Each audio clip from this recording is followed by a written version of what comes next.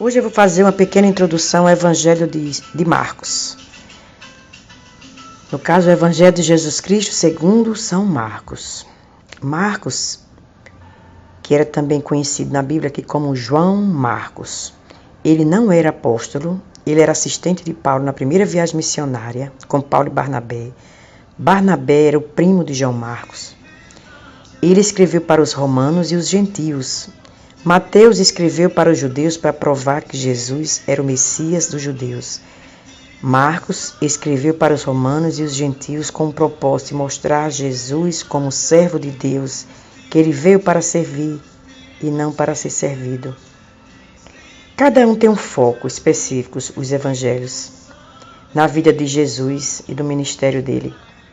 O propósito desse livro é provar que Jesus é o servo e é aquele que tem todo o poder, tanto no céu quanto na terra, e que veio salvar os perdidos. É um livro de ação, movimento, serviço. Existe uma palavra que é repetida 42 vezes no Evangelho de Marcos. A palavra imediatamente. As coisas estão acontecendo sucessivamente. Então, Mateus, que apresenta Jesus Cristo como o rei que voltará, a coroa representando a segunda vinda de Cristo. Marcos tem um simbolismo do cálice, o cálice que representa a cura divina. Jesus como médico dos médicos. Pronto, nesse tempo agora que estamos passando por essa crise na saúde no mundo inteiro, leia o Evangelho de Marcos e creia. Se creres, verás a glória de Deus. O Evangelho segundo São Marcos começa falando sobre João Batista. João Batista veio para cumprir a profecia anunciada 700 e poucos anos antes da vinda de Cristo. Está lá no livro de Isaías: voz do que clama no deserto, preparai o caminho do Senhor, endireitai as suas veredas. Apareceu João Batista no deserto e pregando o batismo de arrependimento para a remissão dos pecados. No versículo 7, e pregava dizendo: após mim vem aquele que é mais forte do que eu, ao qual não sou digno de, abaixando-me, desatar a correia das suas alparcas. Eu, em verdade, tenho-vos batizado com água, ele, porém, vos batizará com o Espírito Santo.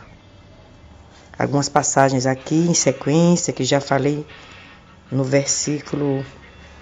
áudio anterior. A vocação dos primeiros apóstolos, Jesus dizendo, aqui já vai acontecendo as coisas imediatamente e em ação, é um evangelho de ação, dizendo o tempo está cumprido. Aqui já Jesus, ele dizendo sobre o ministério de Jesus. O tempo está cumprido e o reino de Deus está próximo, arrependei-vos e crede no evangelho. E andando junto do mar, na Galileia, viu Simão e André, seu irmão que lançava a rede ao mar, pois eram pescadores. E Jesus lhes disse: vinde após mim, e eu farei que sejam pescadores de homens. Aí começa já falando aqui de cura, a cura do endemoniado de Cafarnaum, a cura da sogra de Pedro, o paralítico de Cafarnaum, o chamado de Mateus, sobre o jejum.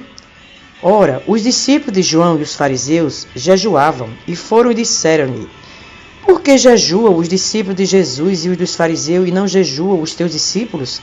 E Jesus disse-lhes: porém, podem, porventura, os filhos das bodas jejuar enquanto está com eles o esposo? Enquanto tem consigo o esposo, não podem jejuar. Eles não entendiam nada, gente. Jesus é o Senhor do sábado.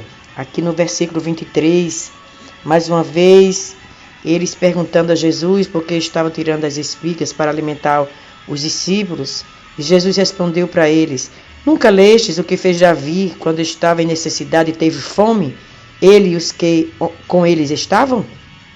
Continuando, no final Jesus disse assim: o sábado foi feito por causa do homem, e não o homem por causa do sábado. Assim, o Filho do Homem até do sábado é Senhor. No capítulo 3 fala da cura daquele que tinha uma mão mirrada, que eu já falei no áudio anterior, a eleição dos 12, a blasfêmia dos escribas, a família de Jesus. Eis aqui minha mãe e meus irmãos. Porquanto, qualquer que fizer a vontade de Deus, esse é meu irmão e minha irmã e minha mãe.